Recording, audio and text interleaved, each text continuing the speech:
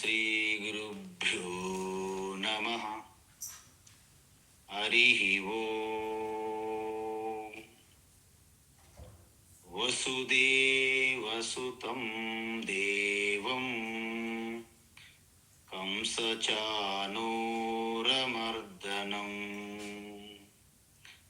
దేవకీ పరమానందం కృష్ణం వందే జగద్గురుం.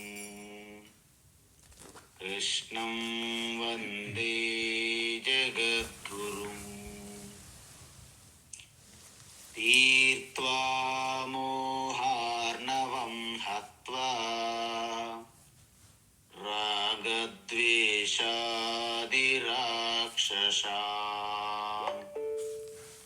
సీతా శాంతి సమాయుక్త ఆత్మా రామో విరాజతే. ఆత్మా రామో విరాజతే. ఆత్మస్వరూప బంధుగణ, భగవద్గీత జ్ఞానయజ్ఞంలో భాగంగా 4వ అధ్యాయం ఆ ఆత్మ విద్య అంటే జ్ఞానయోగము యొక్క ఫలం అంటే రిజల్ట్ చూస్తున్నాం. ఇప్పటి వరకు ఆత్మస్వరూపతత్వం ఎలా దర్శించాలి అని అడిగినప్పుడు దాన్ని తెలుసుకోవడానికి తీవ్రమైన తపన ఉండాలి అని చెప్పారు భగవాన్. మనకి కాలయాపన చేసే విధంగా యూనివర్సిటీలో డిస్టెన్స్ ఎడ్యుకేషను అలాంటి ఎడ్యుకేషన్ ఇది కాదు. ఎందుకంటే దీన్ని స్వతంత్రంగా ఎవరు అధ్యయనం చేయలేరు. దీనికి ఆ యొక్క శాస్త్రము ఒక పరంపరలో వచ్చినటువంటి సంప్రదాయం వచ్చినటువంటి గురువు ద్వారా మాత్రమే ఇది తెలుసుకోబడుతున్నది. వారిని మరి ఎలా అప్రోచ్ అవ్వాలి, సమీపించాలి? ప్రణిపాతేన పరిప్రశ్నేన సేవయ 3 చెప్పారు లక్షణాలు.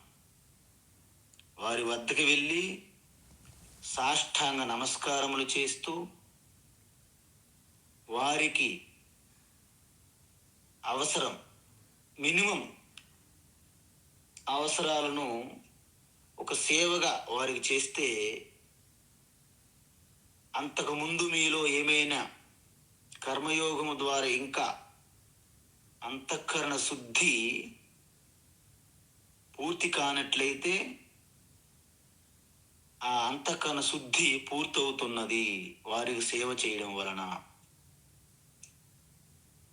మరి సాష్టాంగ నమస్కారం చేయడం వలన మన యొక్క అభిమానము, అహంకారం అనేది విడిచిపెడతాం. మన చరిత్ర చూస్తే చక్రవర్తులు కూడా ఆ గురువు గారు వచ్చేటప్పుడు సింహాసనము నుండి దిగి పరిగెత్తుకుంటూ వెళ్ళి వారి పాదముల వద్ద పడి నమస్కరించేవాళ్ళు. సమర్థ రామదాస్ వచ్చినప్పుడు ఛత్రపతి శివాజీ మహారాజ్ సాక్షాత్ సింహాసనం నుండి దిగి వెళ్ళి గురువు గారికి నమస్కరించి తీసుకొచ్చి కూర్చోబెట్టేవారు. విజయనగరం రాజులు విద్యారణ్య స్వామి వచ్చేటప్పుడు వారి సింహాసనముల నుండి దిగి గురువు గారికి కూర్చోబెట్టేవారు.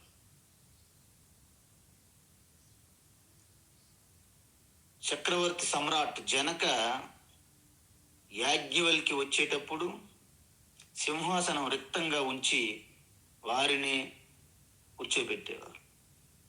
అంటే ఎప్పుడైతే తన అభిమానం, అహంకారం మంచిది కాదని తెలుసుకొని ఎవరైతే చేశారో వాళ్ళందరూ కూడాను రాజర్షులుగా, జీవన్ముక్తులుగా కీర్తింపబడుతున్నారు. మనం చూసాం, విశ్వామిత్రుడు ఒక క్షత్రియ రాజు అహంకార అభిమానంతో వశిష్ఠునితో ఎలాంటి వ్యవహారం చేశారో చూసాం కదా. తరువాత ఆ బ్రహ్మ విద్య గొప్పతనాన్ని తెలుసుకున్నారు విశ్వామిత్రులు. తీవ్ర తపస్సులు చేసి బ్రహ్మర్షిగా మారారు విశ్వామిత్రులు. అలాంటి గొప్ప మహర్షి ద్వారా మనకి గాయత్రి మంత్రం లాంటిది ప్రకటమైంది. అందువలన ఈ యొక్క బ్రహ్మ విద్య గొప్పతనం తెలుసుకునేటప్పుడు ఈ విధంగా మనము సమీపిస్తే తత్వదర్శనైనటువంటి ఆ బ్రహ్మనిష్ట గురువులు తప్పకుండా మీకు ఉపదేశిస్తారని చెప్పారు. అయితే దాని వలన మనకు కలిగే లాభములేమిటి అంటే, మన అందరము కూడా భవిష్యత్తును చూసి భయపడుతుంటాం. భవిష్యత్తును చూసి ఏం చేస్తాము? భయపడుతుంటాం. అంటే భవిష్యత్తు మన చేతుల్లో లేదు కాబట్టి, దాన్ని తప్పించుకోవడానికి పూర్తిగా వీలు కాదు కాబట్టి మనం ఏం చేస్తాము? పోస్ట్ పోన్ చేయడానికి ప్రయత్నిస్తూ ఉంటాం. ఎందుకు? వస్తువులు, వ్యక్తులు, వాటిపైన ఉన్నటువంటి ఆసక్తి, అటాచ్మెంటు, అవి ఎక్కడ కోల్పోతామా అనే భయం కలుగుతుంది మనకి. రక్షణ కానీ, భద్రత కానీ కోల్పోతామని కానీ. అంటే ఎంత అటాచ్మెంట్ ఉంటే మీకు అంత భయానికి కారణమవుతుంది అన్నమాట. అప్పుడు మనలో ఒక ఘర్షణ మొదలవుతుంది. ఇది ధర్మమా, అది ధర్మమా, ఇది మంచా, అది మంచా, చేయాలా వద్దా, ఇలాంటి ఒక నిర్ణయం తీసుకోలేని స్థితి కలుగుతుంది. దీన్నే మోహము అంటారు. అంటే ఎప్పుడైతే భవిష్యత్తును ఎదుర్కోవడానికి సిద్ధంగా లేమో అది మోహం వల్ల కలుగుతున్నది. అందువలన ఎవరు కూడా నిర్ణయాలు తీసుకోవడానికి వెనుకాడుతారు. కాబట్టి ఈ జ్ఞానం వలన అర్జున, ఈ జ్ఞానయోగం వలన నువ్వు జీవితంలో మంచి నిర్ణయాలు తీసుకునేందుకు శక్తినిస్తుంది. ఎందుకు? ఆ ఘర్షణను తొలగించి మోహాన్ని తొలగిస్తుంది. కాబట్టి నువ్వు సరైన నిర్ణయములు తీసుకునే శక్తి మీకు వస్తుంది. ఏమవుతున్నప్పుడు? మోహం నా యాస్యసి, నువ్వు మళ్ళీ ఎప్పుడు మోహంలో పడవు. మోహం అంటే సందిగ్ధం, యథార్థ తత్వం తెలియకపోవడం. చూడండి, అర్జునుడు ధర్మయుద్ధాన్ని అధర్మంగా చూస్తున్నాడు. దుర్యోధనాదులు క్యాపిటల్ పనిష్మెంట్కి అర్హులు, ఆతతాయంలోని ఆయనే స్వయంగా అన్నాడు. కానీ వాళ్ళకి చంపొద్దు అంటున్నాడు. మళ్ళీ ఇది ఒక పెద్ద జోక్ అనమాట అర్జునుడిది. ఈ విధంగా తెలుసుకుంటే నీకు మోహం ఉండదు అర్జున అని చెప్పారు. ఎందుకు మోహం అర్జునుడికి ఉన్నదని మనకి ఎలా తెలుస్తుంది? నచైతద్విద్మః కతరన్నో గరీయః యద్వా జయేమ యదివా నో జయేయుః అన్నాడు. గుర్తుందా? 2వ అధ్యాయంలో. అసలు నాకు యుద్ధం చేయడం మంచా చెడా? అసలు యుద్ధంలో మేము గెలుస్తామా, వారు గెలుస్తారా? ఇవన్నీ ఘర్షణలు చూసారా? అందువలన ఇలాంటి ఘర్షణలు ఉండదు. అంటే ఏమైంది? నీ మోహము నాశనమయ్యింది. మరి 2వ లాభం ఏంటి అంటే, ఏన భూతాని అశేషేన, ఏన అంటే ఏ జ్ఞానము ద్వారా అయితే అశేషేన భూతాని, సంపూర్ణమైనటువంటి సమస్త ప్రాణులని మయి ద్రక్ష్యసి. ఇక్కడ మయి అంటే పరమాత్మ యందు, మీకు మరొకసారి చెప్తున్నా, భగవద్గీత మొత్తము కూడా అహం అంటే పరమాత్మ. శ్రీకృష్ణ అహం అంటే పరమాత్మ లెక్క. మయి అన్నాడు అనుకోండి శ్రీకృష్ణ, మయి అంటే పరమాత్మలో, పరమాత్మ యందు. ఇవన్నీ మనకు చాలా స్పష్టంగా ఋషులు, యోగులు, గురు పరంపర ద్వారా మాత్రమే మీకు తెలుస్తాయి. అందువలన మయి ద్రక్ష్యసి అంటే సమస్త ప్రాణుములను పరమాత్మ యందు చూడుము. అతో ఆత్మని అపి అన్నారు అక్కడ. అంటే ఏంటి? సమస్త ప్రాణులను ఆత్మయందు. ఆత్మ అంటే ఎవరు? నీ ఆత్మస్వరూపము యందు. ఇక్కడ అద్భుతమైనటువంటి రహస్యం చెప్పాను మీకు నేను. ఏంటి రహస్యం? సమస్త ప్రాణులన్నీ పరమాత్మ యందు చూడమన్నారు, దర్శించమన్నారు. మంచిది, పరమాత్మ యందు. మళ్ళీ ఆ సమస్త ప్రాణులన్నింటినీ నీ ఆత్మ యందు దర్శించుము. అంటే ఇంతకీ పరమాత్మ ఎవరు మరి? మీరు వివేకవంతులు, ఇప్పటి వరకు భగవద్గీత చదివారు, అధ్యయనం చేశారు నాతో. మీరు ఒక్కసారి ఆలోచించండి, మరోసారి చెప్తాను. సమస్త ప్రాణులన్నింటినీ పరమాత్మ యందు దర్శించుము అన్నారు, మొదటిది. రెండోసారి ఏమంటున్నారంటే సమస్త ప్రాణములన్నింటినీ, అంటే సమస్త జీవులన్నింటినీ నీ ఆత్మస్వరూపములో దర్శించుము. అంటే ఇంతకీ పరమాత్మ ఏమైంది? మీ ఆత్మ అయినది. అందుకే నీవే పరమాత్మ స్వరూపానివి. ఇప్పుడు ధ్యానంలో చెప్పాం కదా, చిదానంద రూప శివ పరమాత్మ. అదేనమాట. ఎవరు? అహం, నేనే. సో ఇది అద్భుతమైనటువంటి ప్రయోజనం. అయితే ఇంతకీ ఇది మనకి ఇంకా ఏం చేస్తుంది? ఇంకా ఈ ప్రయోజనం ఇంతేనా, ఇంకేమైనా ఉన్నదా అంటే ఏమంటున్నారంటే, అపి చేదసి పాపేభ్యః, अपि चेतसि पापेभ्यः, अपि चेतसि पापेभ्यः, సర్వేభ్యః పాపకృత్తమః, सर्वेभ्यः पापकृत्तमः, सर्वेभ्यः पापकृत्तमः, సర్వం జ్ఞానప్లవేనైవ, सर्वं ज्ञानप्लवेनैव, सर्वं ज्ञानप्लवेनैव, వృజినం సంతరిష్యసి, वृजिनं सन्तरिष्यसि, वृजिनं सन्तरिष्यसि, अपि चेदसि पापेभ्यः सर्वेभ्यः पापकृत्तमः, अपि चेदसि पापेभ्यः सर्वेभ्यः पापकृत्तमः, अपि चेदसि पापेभ्यः सर्वेभ्यः पापकृत्तमः, सर्वं ज्ञानप्लवेनैव वृजिनं सन्तरिष्यसि, सर्वं ज्ञानप्लवेनैव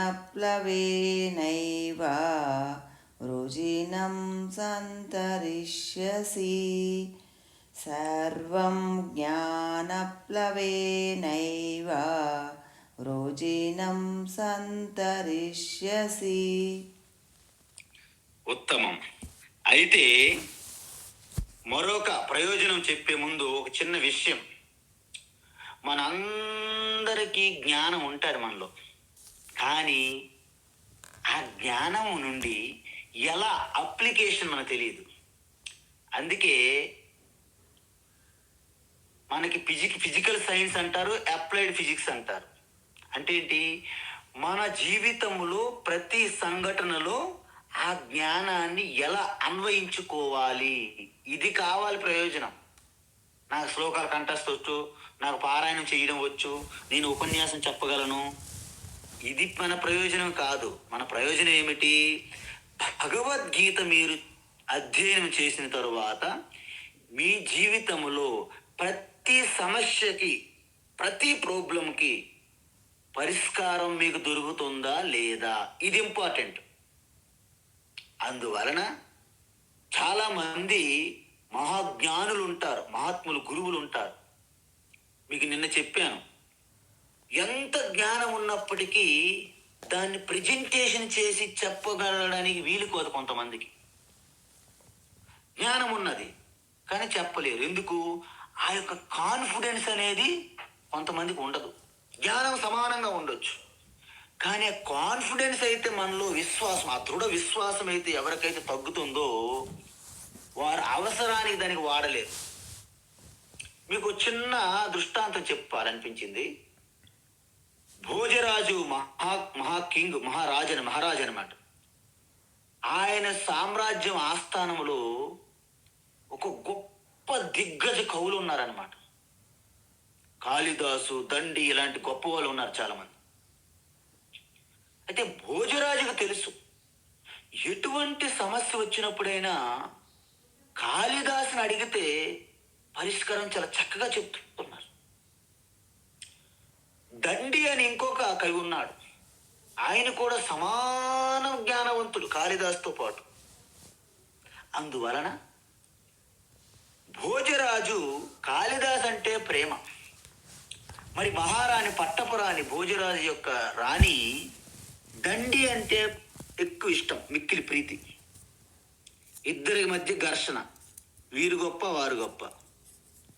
భోజరాజు అన్నాడు, నేను కాళిదాస్ అంటే నువ్వు దండి అంటున్నావు కదా, మనం ఒకసారి మారువేషంలో వెళ్ళి పరీక్ష చేద్దామా అడిగాడు. ఓకే మహారాజు అన్నది అమ్మగారు. ఇద్దరు కూడా రాజు రాణిగా కాకుండా ఒక పేద కుటుంబంలో ఉన్నటువంటి భార్య స్త్రీగా గెటప్ అంతా మార్చివేసి ఒక చిన్న చంటి పిల్లని పట్టుకుని వచ్చి దర్బారుకి వెళ్ళే ముందు ద్వారం పక్కన కూర్చొని విలపిస్తున్నారు. ఆ బిడ్డ పడుకున్నాడు, పూర్తి ఇంకా అసలు ఏం చలనం లేదు, పడుకున్నాడు బిడ్డ. బిడ్డను పట్టుకొని ఇద్దరు శోకిస్తున్నారు, ఏడుస్తున్నారు. ఇక రాజ్యసభకి సమయం అవుతుంది, ఒక్కొక్క కవి వస్తున్నాడు, దిగ్గజ కవులు అని చెప్పాను కదా. అయితే వీళ్ళు ఏడవడం చూసి ఆ కవి వీళ్ళ వద్దకు వచ్చారు, వీళ్ళ దగ్గరికి. ఏమైందమ్మా అని. బిడ్డ అనుకోకుండా చనిపోయారు, మేము ఈశ్వరునికి ప్రార్థన చేస్తే మాకు ఆకాశవాణిలా వినిపించింది. ఏమిటి? ఒక మంత్రం, ఒక శ్లోకము, ఒక లైన్ చెప్పారు, వినిపించింది. రెండో లైన్ మీరు ఎవరి ద్వారైనా దాన్ని పూరించండి. ఆ శ్లోకము బిడ్డ చెవిలో మీరు ఉచ్చరిస్తే బిడ్డ బ్రతుకుతాడు అని చెప్పారండి. అయితే ప్రతి కవి కూడాను ఆ రెండవ అది పూరించడానికి ప్రయత్నిస్తున్నారు, కానీ బిడ్డ లేవట్లేదు. బహుశా మాకు ఇది తెలియదేమో అని కవులందరూ వెళ్ళిపోయారు ఒకరి తర్వాత ఒకరు. చివరికి దండి వచ్చారు, దండి కవి. ఆయన చూశారు, ఓహో ఇదా అని రెండో లైను పూరించాడు ఆయన. కానీ ఆ బిడ్డ దగ్గర ఉచ్చరిస్తే బిడ్డ లేవలేదు. మహాకవి, బిడ్డ ఇంకా లేవలేదు, ఇంకేమై ఉంటుంది, బహుశా నాది కూడా తప్పేమో అని ఈశ్వరేచ్ఛ అంటూ దండి వెళ్ళిపోయారు. ఇక లాస్ట్ బట్ నాట్ లీస్ట్ అన్నట్లుగా కాళిదాసు వచ్చారు, చివరి వాడు. మహాకవి కాళిదాస ఇలా జరిగిందని కథ చెప్పారు. కాళిదాసు చూశారు, ఇదా సంగతి అని రెండో లైన్ పూరించాడు అన్నమాట. దండి కూడా ఏదైతే పూరించాడో అదే యాజ్ ఇట్ ఈజ్ సేమ్ దాన్నే కాళిదాసు పూరించారు. అయితే మారువేషములో ఉన్నటువంటి రాజు రాణి ఆ బిడ్డ చెవిలో ఉచ్చరించారు, బిడ్డ లేవలేదు.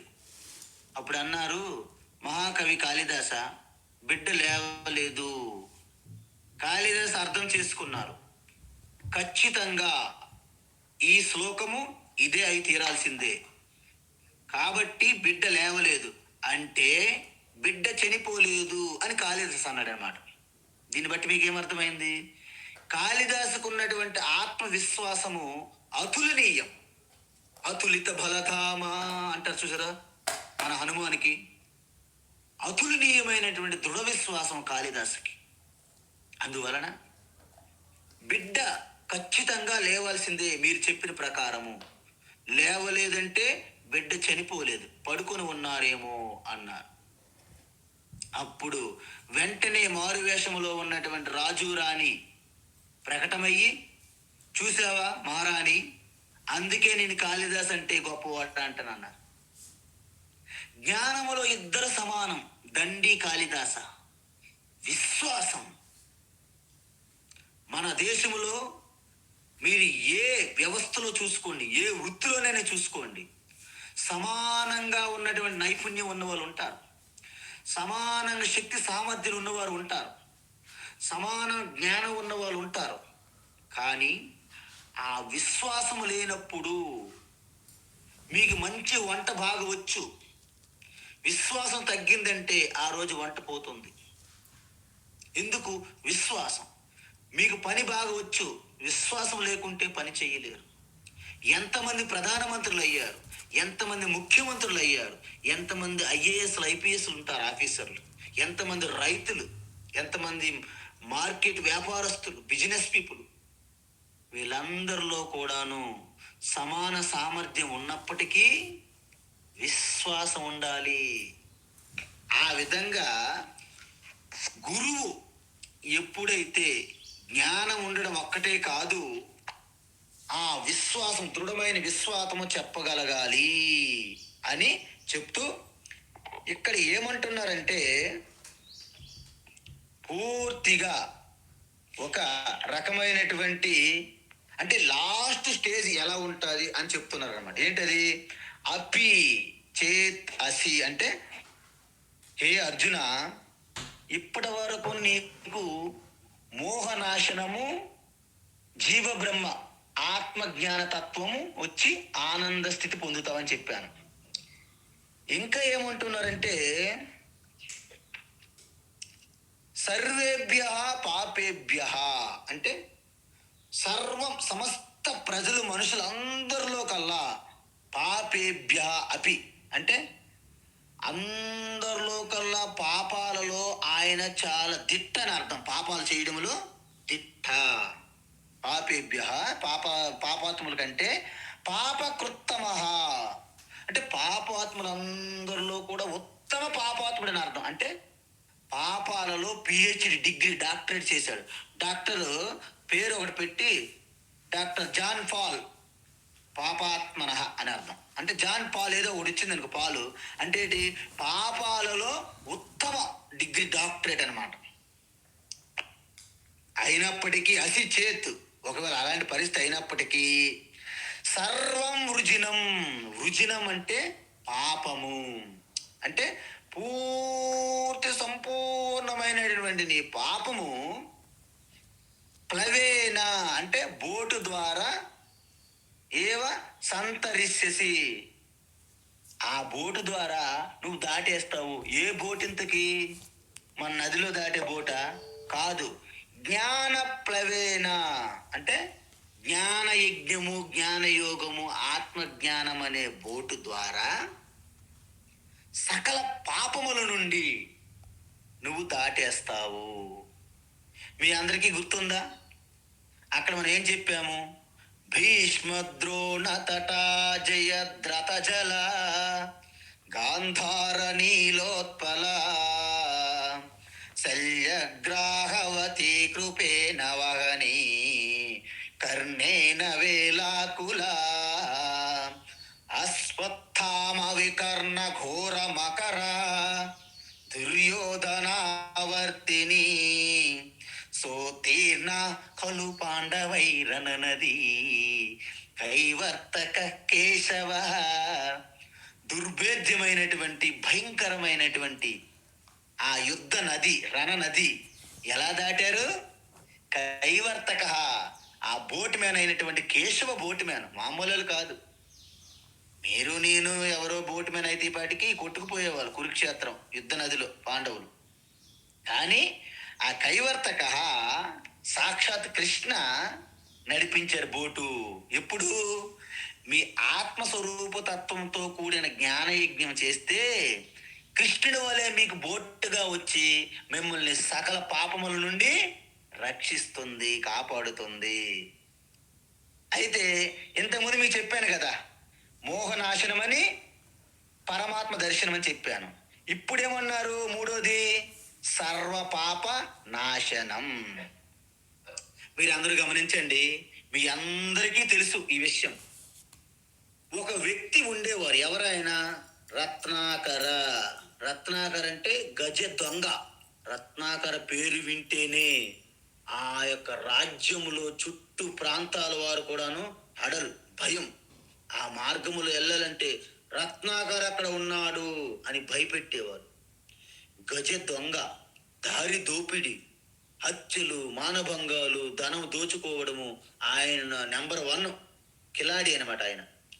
అయితే ఒక్కసారి నారద మహర్షి ఆ మార్గములో వెళ్తుండగా వెంటనే రత్నాకర్ వచ్చాడు బంధించడానికి. నారద మహర్షి దగ్గర ఏముంటుంది?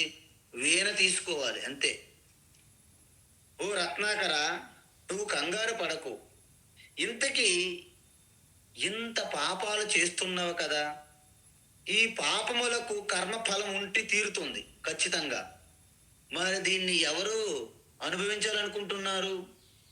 మహర్షి, దేవర్షి, నేను సంపాదించినదంతా కూడాను నా కుటుంబ సభ్యులకి, నా భార్య పుత్రులకి, మా అమ్మ నాన్నలకి, వీళ్ళకే పెడుతున్నాను తప్ప వాళ్ళందరికీ పాపం చెందుతుంది కదా. పొరపాటు పడుతున్నావు రత్నాకర్, ఈ పాపం అంతా నీకే చుట్టుకుంటుంది, నువ్వే నరకము అనుభవించాలి అంట. అది ఎలా అవుతుంది దేవర్షి అంటారు. కావాలంటే నువ్వు వెళ్ళి అడుగు, వాళ్ళు ఎవ్వరూ దీనికి అంగీకరించరు. అంటే మీరు ఈలోగా నువ్వు వెళ్ళిపోతావేమో. లేదు, నీ వచ్చినంత వరకు నేను ఇక్కడే ఉంటాను, ప్రతిజ్ఞ చేస్తున్నాను అన్న. అలా రత్నాకర్ ఇంటికి వెళ్ళి అడిగితే, మాకెవరికి సంబంధం లేదు, ఇల్లును పోషించాల్సిన బాధ్యత, కర్తవ్యము నీదే, కాబట్టి నీకే పాపం, మాకు భాగస్వామ్యం లేదు అన్నారు. రత్నాకర్కి కళ్ళు తిరిగాయి, పగటిపూట చుక్కలు కనిపించాయి. వెంటనే వచ్చి, దేవర్షి, నువ్వు చెప్తున్నది నిజం, నాకు ఈ యొక్క వృత్తి వద్దు, ఈ జీవితం అక్కర్లేదు, నాకు ఈ జీవితం మీద విరక్తి కలిగింది అన్నారు. అందుకే శాస్త్రాలు ఏం చెప్తున్నాయి అంటే, యదహరేత్ విరజేత్ తదహరే ప్రవ్రజేత్, యదహరేవ విరజేత్ తదహరేవ ప్రవ్రజేత్. ఎప్పుడైతే పూర్తిగా ఈ యొక్క నామరూపం ప్రపంచం శాశ్వతము కాదు, తాత్కాలికము అని వివేకం కలిగినప్పుడు, వివేకము ద్వారా మీకు వైరాగ్యం పూర్తిగా కలిగినప్పుడు, అప్పుడు మీరు సన్యాసం తీసుకోవడానికి యోగ్యులు అని చెప్పింది శాస్త్రం. కాబట్టి వెంటనే రత్నాకర దేవర్షి నారద కాళ్ళ దగ్గర పడి విలపించారు. అప్పుడు దేవర్షి నారద, ఆయనకు తెలుసు ఈయన మామూలు సాధారణ మనిషి కాదు, దూరదృష్టి కలిగి సర్వజ్ఞత్వం కలిగినటువంటి మహాబ్రహ్మర్షి కాగలడని నారద మహర్షికి అప్పుడే భవిష్యత్తు చూసిన వెంటనే ఆ తారక రామనామమును ఉపదేశించి వారి యొక్క సంశయం పూర్తిగా నివృత్తి చేస్తే, ఆ మహనీయుడు తపస్సు చేస్తూ పూర్తిగా తన యొక్క శరీర ఇంద్రియం మనస్సుని దాటి అతీతంలోకి వెళ్ళిపోయాడు. అంటే దాని అర్థం ఏంటి? ఈ భూమంతా శరీరము భూమిలో కలిసిపోయింది, అంటే ఒక పుట్టగా మారింది. దాన్ని వాల్మీకం అంటారు. అందుకే ఆయన పేరు వాల్మీకి బ్రహ్మర్షిగా మారిపోయారు. చూసారా? ఇప్పుడు మీరు చెప్పండి, ఆ రత్నాకర చేసినటువంటి పాపములలో ప్రపంచములో ఏ ఒక వ్యక్తి కూడా ఇప్పుడు లేడు చేసినట్టు అంత పాపాలు. మరి అంత పాపాలు చేసినటువంటి పాపాలలో ఉత్తమ పాపాత్ముడైనటువంటి రత్నాకర బ్రహ్మర్షి అయ్యి అలాంటి ఉత్తమ దైవీ సంపత్తి సద్గుణములు కలిగినటువంటి మర్యాద పురుషోత్తమ రామచంద్రుని గురించి ముందే రామాయణం రాయగలిగారు. ఆ రామాయణమే మనకి ఈరోజు హృదయం, ప్రతి భారతీయుడికి హృదయం లాంటిది, ఒక టార్చ్ లైట్ లాంటిది. ఎలా జీవించాలంటే రాముడి యొక్క జీవితంలో తొంగి చూడు. రాముడు ఏం ఉపదేశించక్కర్లేదు, జీవించి చూపించారు. కాబట్టి అలాంటి రత్నాకరే అలాంటి పాపముల నుండి బయటపడి బ్రహ్మతత్వాన్ని దర్శించారంటే మనం ఎందుకు దర్శించలేమని మీరు ఒక్కసారి సంకల్పం తీసుకోవాలి. కాబట్టి ఈ విధంగా అంత ఘోరమైన పాపములు చేసిన వారికే ఆ పాపాలన్నీ ఒకేసారి దగ్ధమైపోతే మనకెందుకు కాదు అని మీకు డౌట్ రావాలి. మీ అందరూ విన్నారు కదా, మీ అందరికీ తెలుసు ఏంటి లింగాష్టకము. మీరు ఇప్పుడు చదువుతుంటారు ఈ కార్తీక మాసంలో. కానీ దాంట్లో ఏమున్నది? కుంకుమ చందన లేపిత లింగం పంకజహార సుశోభిత లింగం సంచిత పాప వినాశన లింగం తత్ప్రణమామి సదా శివలింగం. అక్కడ సంచిత పాప వినాశన లింగం ఉన్న చూడండి. అంటే సర్వ పాపములన్నీ కూడా దగ్ధమైపోతాయి. ఏంట లింగము? లింగం అంటే ఆత్మజ్ఞానము అని అర్థం. అందుకే స్తోత్రములు ఎలా అర్థం చేసుకోవాలో తెలియక మన వాళ్ళు ఉన్నది ఉన్నట్టుగా మక్కి కొట్టి పరమానందయ్య శిష్యులుగా తయారు చేసి పెట్టారు ఈ సమాజాన్ని. కాబట్టి మీ సంచిత పాపం అంతా కూడాను దగ్ధమైపోతుంది. అప్పుడేమవుతుంది? నువ్వు ఇంకేం బెంగపడాల్సిన పని లేదు. నీ అపరాధన, నేను ఎన్నో పాపాలు చేశాను కదా, ఎన్నో అపరాధాలు చేశాను కదా అని నీ ఎట్టి పరిస్థితులు ఇంకా ఆలోచించాల్సిన పని లేదు. ఏమైంది? నీవంతా కూడా పరమాత్మ తీసుకున్నాడు. నీ యొక్క కాంట్రాక్ట్, నీ కాంట్రాక్ట్ మీకు లేదు, ఇప్పుడు పరమాత్మకి ఇచ్చారు కాంట్రాక్ట్. ఆయన ఎట్టి పరిస్థితులు తప్పు చెయ్యడు. పరమాత్మ మీ యొక్క పూర్తి కర్తవ్య బాధ్యతలను పరమాత్మ చేతిలో పెట్టారు. ఆయన ఏం చేస్తాడు? యోగక్షేమం వహామ్యహం. యోగక్షేమాలన్నీ ఆయన తీసుకున్నారు. అయితే ధర్మశాస్త్రాల్లో చాలా గొప్పగా చెప్పింది, భయపెట్టింది మనకి ఏంటి? ఒకవేళ నూతనంగా అప్పుడే పెళ్ళైన దంపతులు భార్యని అర్ధాంతంగా విడిచిపెట్టినటువంటి భర్తకి ఎలాంటి నరకం వస్తుందో తెలుసా? 7 జన్మలు మళ్ళీ ఆడదానిగా పుట్టి ఇంతకంటే డబుల్ కష్టము బాధ అనుభవిస్తారంట. ఇవి ధర్మశాస్త్రాలు చెప్పారండి. అంటే ఎంతటి భయంకరమైనటువంటి మనకి పాపాలు ఉన్నప్పటికీ ఈ జ్ఞాన ప్లవ అంటే జ్ఞానం అనే ఈ బోటు మిమ్మల్ని దాటేస్తుంది. ఏం చేస్తుంది? జ్ఞాన ప్లవేనైవ వృజినం సంతరిష్యసి. వృజినం అంటే పాపము, సంతరిష్యసి అంటే పూర్తిగా మిమ్మల్ని ఎలాగైతే ఒక సముద్రము నది దాటిస్తుందో ఈ సంసార భవ సాగరం అనేది దాటేస్తున్నది. కర్పూర గౌరం సంసార సారం అంటారు. అక్కడ కర్పూర గౌరము అంటే ఏంటి? ఆ యొక్క సత్వగుణముతో కూడిన జ్ఞాన యజ్ఞం అనమాట. అక్కడ ప్రతి శ్లోకములో కూడాను మనం అలా అర్థం చేసుకోవాలి జ్ఞానం కింద, భగవద్గీత ప్రకారంగా. అందువలన మీ అహంకారం అన్నీ వదిలేసి ఎప్పుడైతే జ్ఞానయజ్ఞంలో ప్రవేశించారో అప్పుడు మీరు హిమాలయాలుగా ఆ సత్వగుణ సంపన్నులుగా దైవీ సంపత్తో ప్రకాశించి ఈ పాపాలన్నీ మీ నుండి జారిపోతాయి. మనకు చూడండి, బంగాళదుంపలు బాగా వేడి చేసేటప్పుడు ఎలాగైతే మన చేతి నుండి వదిలిపెట్టేస్తామో సకల బంధనాలు కర్తవ్య బాధ్యతలు కూడా మీ నుండి అలాగా జారిపోతాయి. ఆ కరుణావతారం అంటే ఎవరు? సాక్షాత్తు పరమాత్మయే. ఈ సంసారం అంతా కూడా మీకు ఆభరణంగా మారిపోతుంది, భుజగేంద్ర హారం. ఆ భవాని అంటే శివశక్తి సైతము మీ హృదయస్థములో అలాగా విరాజిల్లుతుంది. ఆత్మారామో విరాజతే అని చెప్పాం మనం.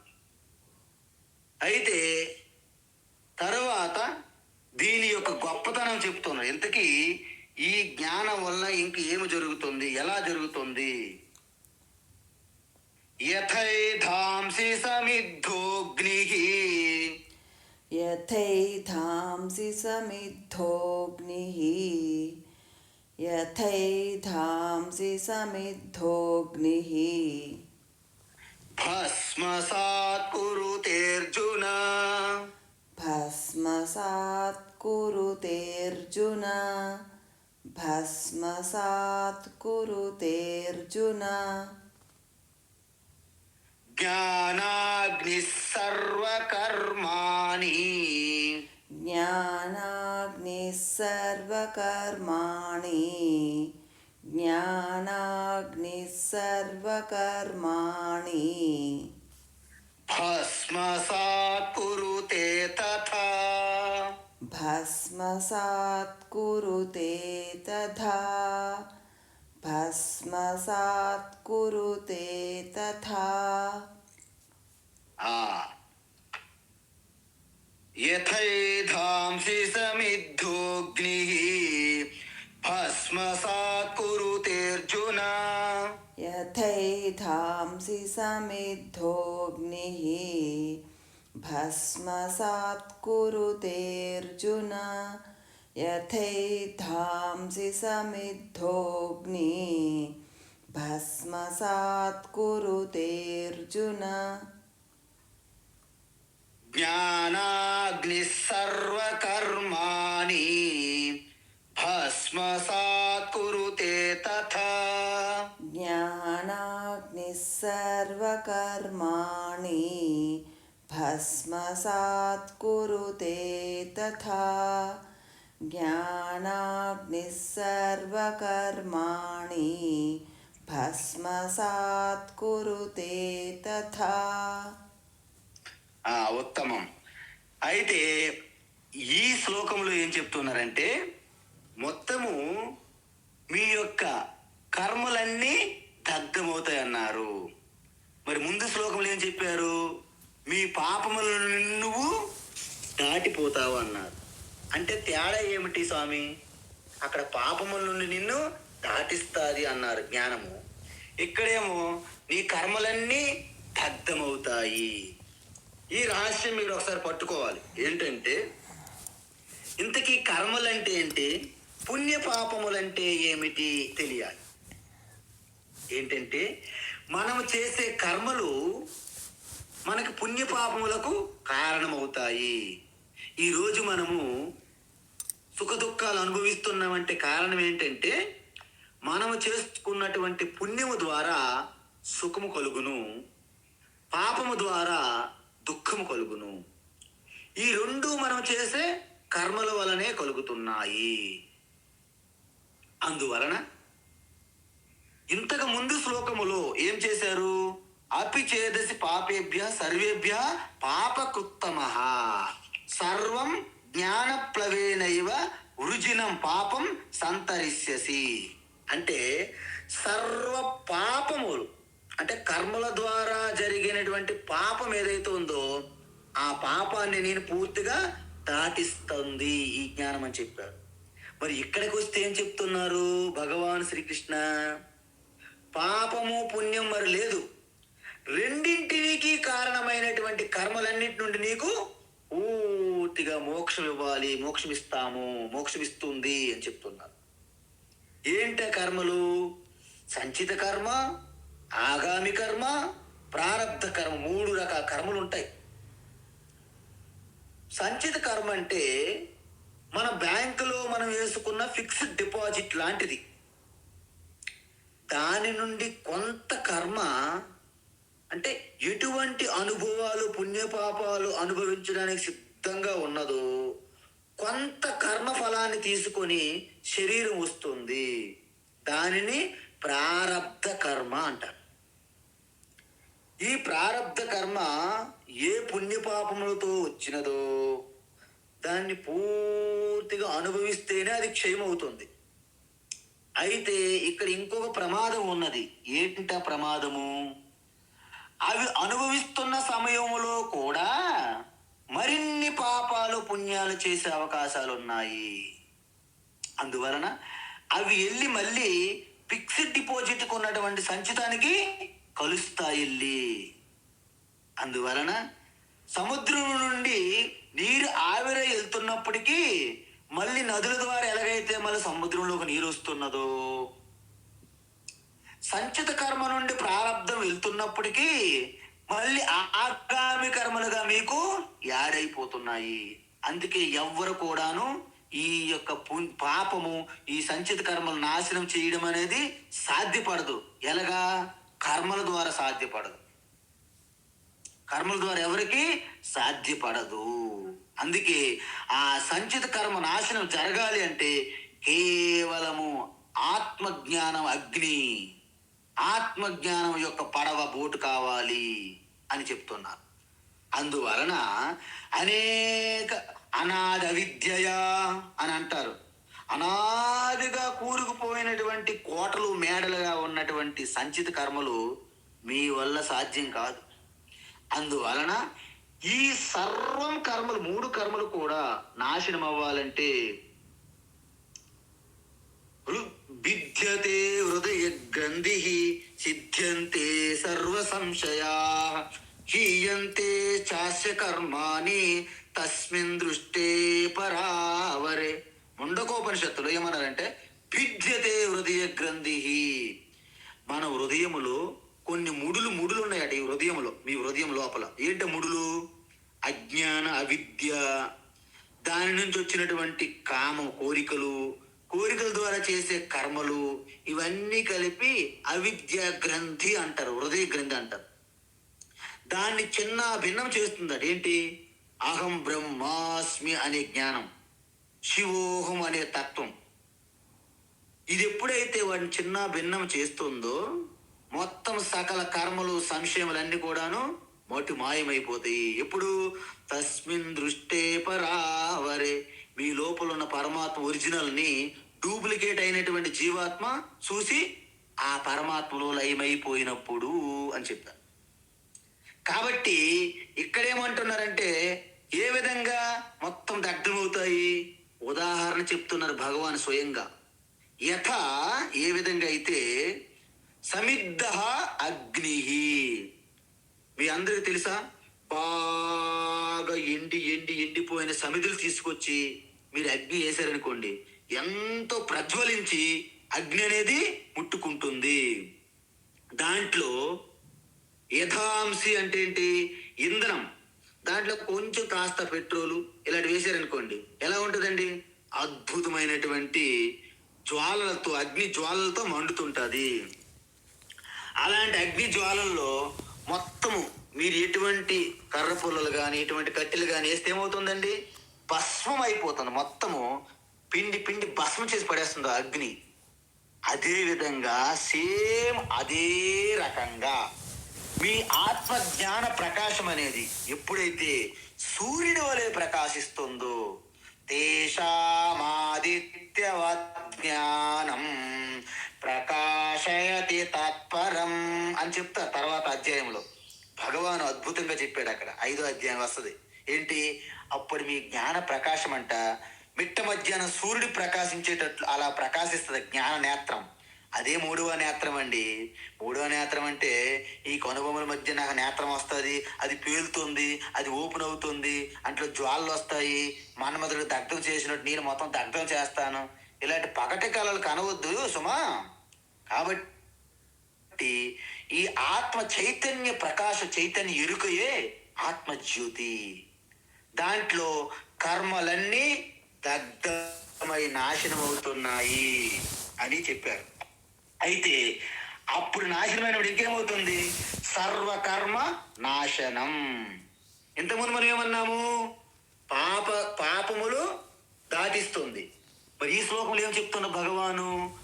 మొత్తము ఆ పాప పుణ్యాలకి కారణమైనటువంటి కర్మలన్నీ నాశనం. అంటే మీ సంచిత ఫిక్స్డ్ డిపాజిట్ ఉన్నటువంటి కోటి శతకోటి జన్మల నుంచి సంపాదించిన ఆ కర్మలన్నీ దగ్ధమైపోయినాయి, భస్మం అయిపోయినాయి.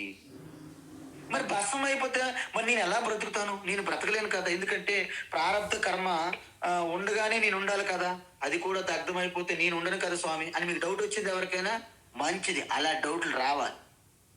అయితే భగవాన్ శంకరాచార్య ఏమంటున్నారంటే, ప్రారబ్ధం బలవత్తరం ఖలు విదా భోగేన తస్య క్షయః సమ్యక్ జ్ఞానాహుతాశనేన విలయః ప్రాక్షంచితాగామినా బ్రహ్మాత్మైక్యమవేక్ష తన్మయతయా ఏ సర్వదా సంస్థితా తేషాం తత్రితయం నహి క్వచిదపి బ్రహ్మైవ తే నిర్గుణం. భగవాన్ శంకరాచార్య ఏమంటున్నారంటే, ఎంత అద్భుతంగా చెప్పారు ఈ శ్లోకం. ప్రతి జీవన ముక్తులు మహాత్ములు ఉత్తర కాశీ, ఋషికేశ్, హరిద్వార్లో, కాశీలో ఈ శ్లోకం చెప్పకంటే ఎవరు ఉండరు. కాబట్టి ఆ శ్లోకం మీకు కూడా చెప్తున్నానండి ఇక్కడికి వచ్చి. ఏంటంటే, ఈ ప్రారబ్ధం అనేది శరీరంతో వచ్చింది. నాకు ఈరోజు జ్ఞానం వచ్చింది కాబట్టి ఇక డెడ్, చనిపోయాను అనుకోండి, మరి మీకు ఉపదేశం ఎవరు చేస్తారు? కాబట్టి ప్రారబ్ధము ఏదైతే పుణ్యపాపములు అనుభవించడానికి వచ్చిందో అవి పూర్తి చేసే వరకు శరీరం ఉంటుంది. కానీ ఆ జ్ఞానికి ఎటువంటి ఇబ్బంది పెట్టదు. అంటే కూరలు తీసిన పాము వలె పడి ఉంటుంది. అప్పుడు మన మహాదేవ్ శివ ఎలాగైతే ఆభరణంగా వేసుకుంటారో మీ శరీరము కూడా మీకు ఆభరణంగా మారిపోతుంది అన్నమాట. ఎవరికి మారిపోద్ది? అందరికి కాదు సుమా. అంటే ఎలాగైతే మనము విత్తనములు ఎలాగైతే వేపిన తరువాత ఇంకా మొలకెత్తడానికి పనికిరావు, ఎలాగైతే ఒక క్లాత్ అంటే గుడ్డ దగ్ధమైనప్పుడు అలాగా గుడ్డలా కనిపిస్తుంది చూడడానికి, ఇలా టచ్ చేస్తే బూడిదైపోతుందో, ఎలాగైతే బాగా తిరుగుతున్న ఫ్యాను స్విచ్ ఆఫ్ చేసిన వెంటనే ఆగదు, కొంత సమయం ఎలా అయితే తిరుగుతున్నదో, ఎలాగైతే మనము ఒక రాయిని విడిచిపెడితే, మనము ఒక ఏదో మనకి కరవడానికి వచ్చిన కుక్కను కొట్టడానికి రాయి విసిరారు ఒక అమ్మగారు, పాపం మధ్యలో వచ్చి ఒక ఆవుకు తగిలింది. ఆవు వస్తుంటే వద్దు తగలొద్దు తగలొద్దు అని అమ్మగారు అన్నారు, నిజంగా అన్నారు ఆవిడ. కానీ రాయి ఆవుకి తగిలింది. ఎందుకు? మీరు ఆల్రెడీ విడిచిపెట్టిన రాయి తన లక్ష్యం చేరుకున్నంత వరకు అది ఆగదు, మీరు వద్దనుకున్నా ఆగదు. అదే విధంగా మనకి శరీరము ప్రారబ్ధ కర్మ ద్వారా వచ్చింది. కానీ అదృష్టవశాత్తు ఆ శరీరముతో మీ ఆత్మతత్వాన్ని తెలుసుకొని బ్రహ్మతత్వంలో ఉన్నారు ఇప్పుడు జీవన్ముక్తులుగా. కానీ శరీరం అనేది ఇంకా కొంత స్పీడ్ ఉంటుంది, ఫ్యాన్ లాగా తిరుగుతుంటుంది కొంతవరకు. అందుకు జీవన్ముక్తులైనటువంటి మహాత్ములకి వారికి రోగములు గట్రా శరీరం వచ్చినప్పుడు మన భక్తులు వెళ్తాం కదా, అమ్మో రామకృష్ణ పరమహంసకి ఆ గొంతులో క్యాన్సర్ వచ్చింది, ఎంత బాధో, అమ్మో ఎంత బాధో అని అందరూ విలిపించేవాళ్ళు చుట్టెళ్ళి. కానీ ఆయన ఒక్కసారి నవ్వుతూ డ్యాన్స్ చేసేవాడంట. అంటే ప్రారంధం అండి మహాత్ములు కూడా అని అంటుంటారు మన వాళ్ళు.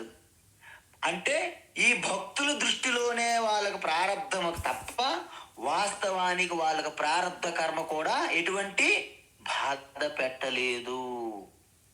అందువలన రమణ మహర్షికి ఈ యొక్క భుజము యందు క్యాన్సర్ వచ్చినప్పుడు ఆయన ఒక మాట అనేవారు, నాకు ఏదైనా మందు పెడితే బయట చెయ్యికే పెట్టండి కానీ లోపలికి ఏం మీరు ఇవ్వక్కర్లేదు అన్నాడు ఆయన. అయితే ఈయన బాగా నటిస్తాడు, అస్సలు ఎంత క్యాన్సర్ బాధతోనైనా సరే బాధపడట్లేదు, ఏడవట్లేదు. కొంతమంది డాక్టర్లు టెస్ట్ చేశారు ఆయనకి, ఈయన నటిస్తున్నాడా నిజమేనా అని. ఆయన ఎప్పుడు కూడా కనీసము చెలించలేదంట, వాళ్ళు ఆపరేషన్ చేస్తున్నా ఏం చేస్తున్నా.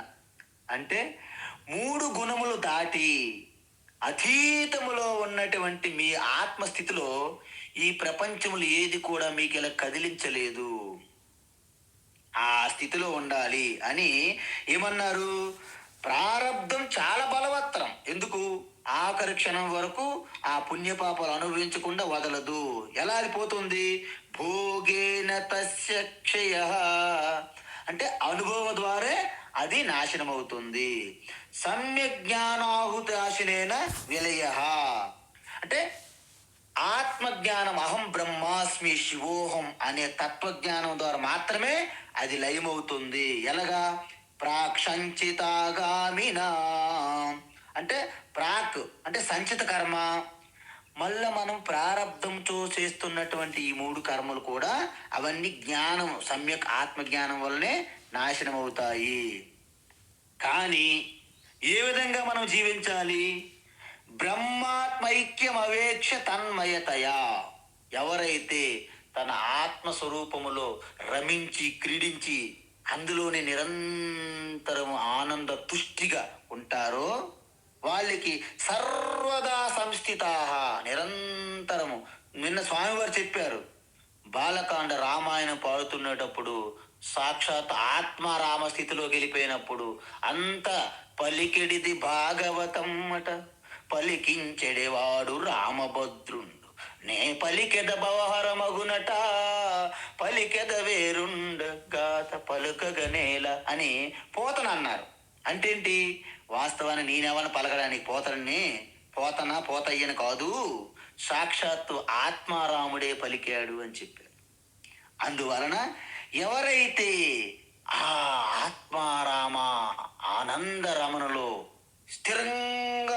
స్థితంగా ఉన్నారో వాళ్ళకి, అంటే తేషాం అటువంటి వాళ్ళకి, తత్త్రితయం అంటే సంచిత ఆగామి ప్రారబ్ధ 3 కర్మలు కూడా నహి క్వచిదపి, అంటే ఏ క్షణంలో కూడా అంటవు, ఇబ్బంది పెట్టవు అని చెప్పారు.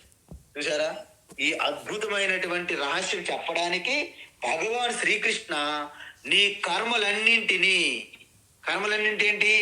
3 రకముల కర్మలు 3 చెప్పాను. అందుకే సంస్కృతంలో ఏమంటారంటే బహువచనం. సంస్కృతంలో బహువచనం ఏంటి?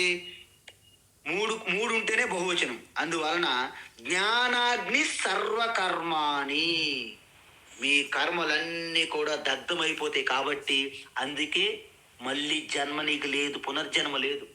ఎందుకంటే నీ విత్తనాలు పనికిరావు తినడానికి తప్ప, మొలకెత్తడానికి పనికిరావు. అది జీవనముక్తుల యొక్క స్థితి. ఆ విధంగా ఇప్పుడు వరకు మనకు 37వ శ్లోకం వరకు ఈ జ్ఞాన యజ్ఞం యొక్క ఫలం అయిపోయినది. తరువాత ఇక దానికి ఎటువంటి సాధన చెయ్యాలి, ఎటువంటివి చెయ్యకూడదు అని చెప్పి ఈ అధ్యాయాన్ని ముగించబోతున్నారు. కాబట్టి అద్భుతమైనటువంటి ఈ జ్ఞానయోగములో మీరందరూ పూర్తిగా ఆత్మతత్వంలో రమించి క్రీడించాల్సిందిగా ఆ భగవంతుని ప్రార్థిస్తూ హరి ఓం తత్సత్. సర్వం శ్రీకృష్ణార్పణమస్తు. హరి ఓం స్వామి. హరి ఓం స్వామి. నమస్కారం. ఓం శ్రీ గురుభ్యో నమః.